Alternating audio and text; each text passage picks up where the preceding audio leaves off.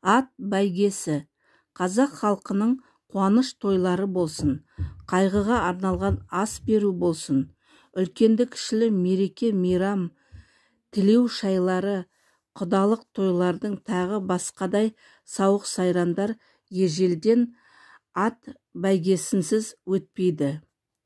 Ат бәйгесінің түрі көп. Ол аттың, жылқының жасына қарай жарыс бәйгелер ұйымдастырылады. Бұрынғы кезде тай, құнан, дөнен, үлкен ат жарыс бәйгелерін жүргізген. Бесті ат бәйгесін қазақтар көп жүргізбеген. Моңғолдар бесті ат, айғыр жарыс бәйгесін де ұйымдастырады. Ат бәйгесінің өзіндік ерекшеліктері болады.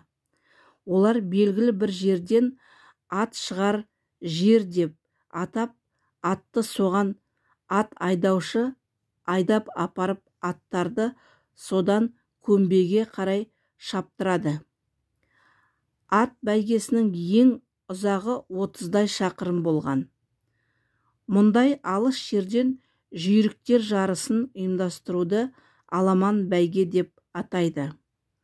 Тойдың алдындағы жарыс бәйгені қара жарыс деп атап келген. Қазақтың тарихи тойларында аламан бәйгеге мыңға тартар ат қосылғаны жайлы деректер кездеседі.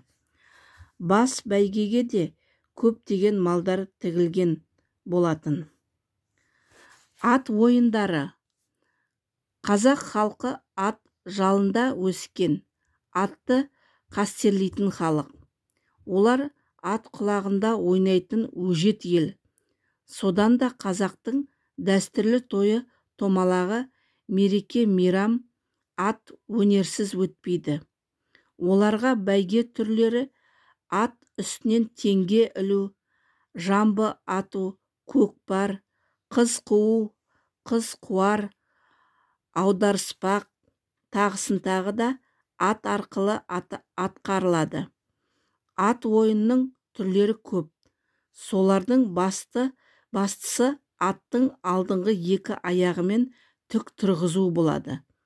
Өзінің жақсы көретін атына тіл үйретіп, тік тұр дейме, ысқырама, әйтеуір тізгінін тартқанда аты артқы аяғымен кісіше тұрады. Кейде атын жерге ыммен жатқызады. Биік дүниеден және жардан қазылған ордан секіртеді.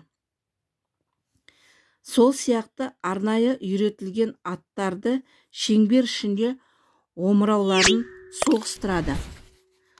Бірін-бірі итерсіп, кім бұрын шеңберден ат тұяғы шықса, сол ойыншы жеңіледі. Мұны қазақта ат омырауластыру деп атайды. Бұлардың басқа да ат ойындары болады.